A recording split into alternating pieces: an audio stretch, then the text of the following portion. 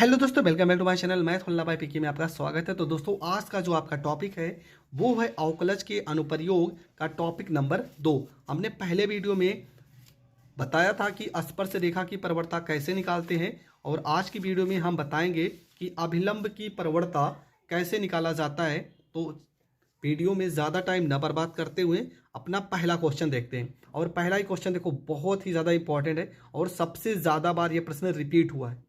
प्रश्न में लिखा है वक्र x बराबर a कॉस का घात 3 थीटा कॉमा y बराबर a साइन का घात 3 थीटा के थीटा बराबर π/4 पर अभिलंब की प्रवणता ज्ञात कीजिए। ठीक है, प्रश्न तो आप समझ चुके होंगे और आप लिख भी चुके होंगे। तो कैसे करना है, चलो शुरू करते हैं।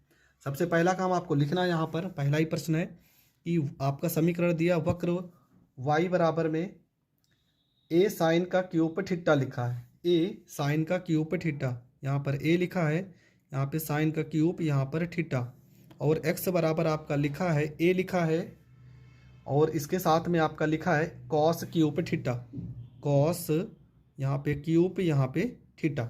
ये दो वैल्यू आपका लिखा गया है। ठीक है, हम क्या करेंगे, यहाँ पे थीटा के सापेक्ष अवकलन करेंगे। थीटा के सापेक्ष अवकलन करने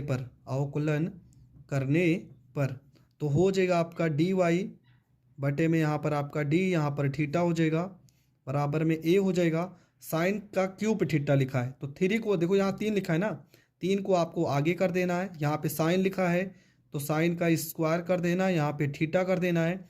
दोबारा साइन थीटा का अवकलन करेंगे तो कॉस थीटा हो जाएगा। यहाँ पर ध्यान से समझना, हमने कहा ए लिखा है तो ए को लिखेंगे, 3 लिखा है तो 3 को लिखेंगे, 3 में से एक घटा देंगे, साइन स्क्वायर थीटा हो जाएगा। साइन थीटा का अवकलन करेंगे तो यहाँ पे कॉस थीटा हो जाएगा।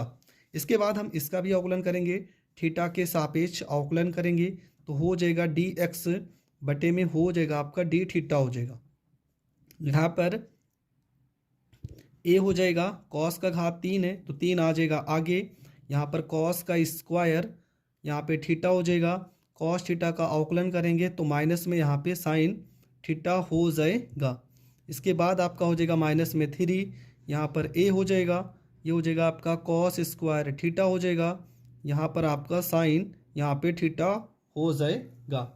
यहाँ तक करने के बाद आपको क्या करना है इसमें, ठीक है, d y by d theta में इससे हम डिवाइड कर देंगे। तो यहाँ पर लिखेंगे डी वाई बटे में डी थीटा पूरे के बटे में डी एक्स बटे में डी, यहाँ पर थीटा हो जाएगा, बराबर इसका मान यहाँ पर लिखा है 3a साइन का स्क्वायर, यहाँ पे थीटा, ये हो जाएगा कॉस थीटा हो जाएगा। पूरे के बटे में ये आपका लिखा है माइनस में 3a हो जाएगा, कॉस स्क्वायर, यहाँ पर थीटा हो जाएगा, साइन थीटा हो जाएगा। डी थीटा से डी थीटा कट जाएगा, 3a से 3a कट जाएगा, एक कॉस थीटा से एक कॉस कट जाएगा, एक साइन से एक साइन कट जाएगा।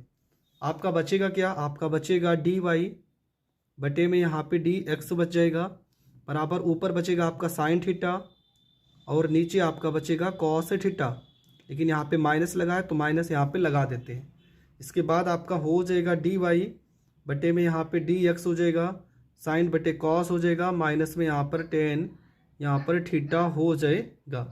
इसके बाद हम यहाँ पर लिख देंगे कि डी वाई बटे में डी एक्स और यहाँ थीटा बराबर कितना, प्रश्न में दिया था π/4, तो यहाँ पे π/4 रखते हैं तो हो जाएगा आपका माइनस में 10 π/ यहाँ पर हो जाएगा 4, और 10 π/4 का मान हो जाएगा माइनस में यहाँ पे 1।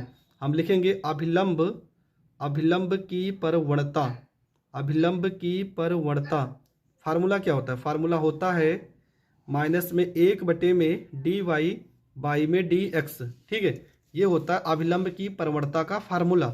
तो यहाँ पर हो जाएगा -1, d y by d x का मान भी कितना आ गया, -1 आ गया, तो माइनस से माइनस कट जाएगा और आपका जो उत्तर आ जाएगा वो आ जाएगा +1, और यही आपका हो जाएगा करेक्ट आंसर। देखो, प्रश्न पहला ही सबसे ज़्यादा इंपॉर्टेंट है और मैंने बहुत अच्छे से समझा दिया है। आई होप आपको ये प्रश्न बहुत अच्छे से समझ में आ गया होगा।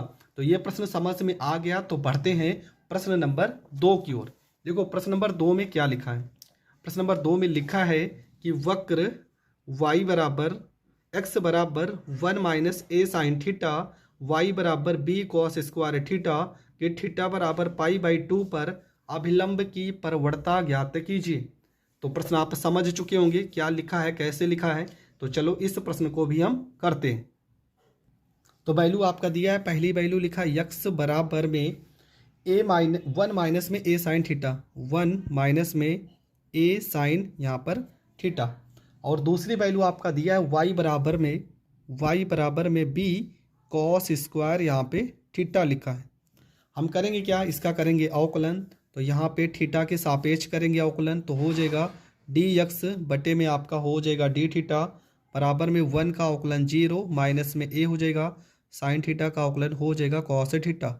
मतलब आप लिखोगे यहाँ पे डी यक्स बटे में डी थीटा बराबर में माइनस ए कॉस यहाँ पे थीटा हो जाएगा। दूसरा पद करेंगे, यहाँ पर भी थीटा के सापेक्ष अवकलन हो जाएगा डी वाई में यहाँ पर डी थीटा बराबर यहाँ पर बी हो जाएगा। कॉस स्क्वायर का हम अगर अवकलन करते हैं तो क्या हो जाएगा 2 आ जाएगा आगे, यहाँ पे कॉस थीटा हो जाएगा। और कॉस थीटा का दोबारा अवकलन करेंगे तो माइनस में यहाँ पे साइन थीटा हो जाएगा।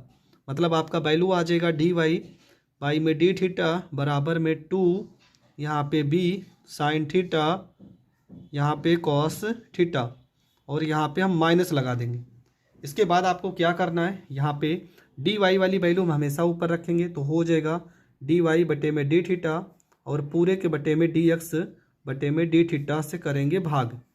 तो हो जाएगा आपका माइनस में 2 यहाँ पे बी हो जाएगा साइन थीटा कॉस थीटा हो जाएगा और पूरे के बटे में हो जाएगा माइनस में ए कॉस थीटा हो जाएगा। यहाँ से कॉस थीटा कट जाएगा, माइनस से माइनस कट जाएगा, बचेगा आपका क्या, यहाँ डी थीटा से डी थीटा कट जाएगा। इसके बाद आपको क्या करना है, यहाँ पे लिखना है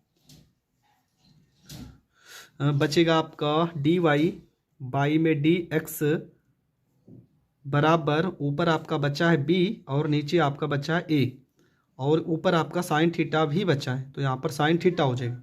अब हम निकालेंगे अभिलंब की परवड़ता। देखो फार्मूला क्या होता है, हम लिख भी दे रहे हैं, अभिलंब की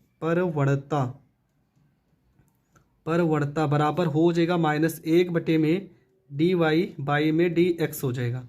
तो यहाँ पर हो जाएगा माइनस में 1 हो जाएगा और d y by d x की जगह पे हम वैल्यू उठा के रखेंगे, ये वैल्यू रखेंगे, हो जाएगा बी बटे में ए यहाँ पे साइन थीटा हो जाएगा। इसके बाद यहाँ पे d y by d x की हम वैल्यू भी रखेंगे, ठीक है। इसकी परवड़ता भी निकालेंगे।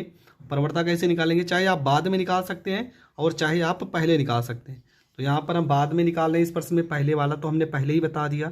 तो बी बटे ए हो जाएगा, यहाँ पे साइन थीटा की जगह पर आपको π/2 रखना है और साइन 90 अंश का मान होता है 1, तो -1 बटे में हो जाएगा बी बटे में ए। अगर इसको हम पलट देते हैं तो आपका क्या हो जाएगा, ए आपका चला जाएगा ऊपर और बी आपका आ जाएगा नीचे, लेकिन माइनस तो लगा ही रहेगा और ये आपका हो जाएगा करेक्ट आंसर। तो ये प्रश्न भी आपको बहुत अच्छे से समझ में आ गया होगा। तो इस वीडियो में हमने क्या सीखा कि अभिलंब की परवड़ता कैसे निकालते हैं। तो पहले की वीडियो में हमने सीखा था स्पर्श रेखा की और आज अभिलंब की परवड़ता। तो ये दोनों टॉपिक आपको बहुत अच्छे से समझ में आ गए होंगे। समझ में आ गए हैं तो वीडियो को ज़्यादा से ज़्यादा लोगों तक शेयर करें और चैनल पर नए हैं तो चैनल को सब्सक्राइब करें। जय हिंद, जय भारत।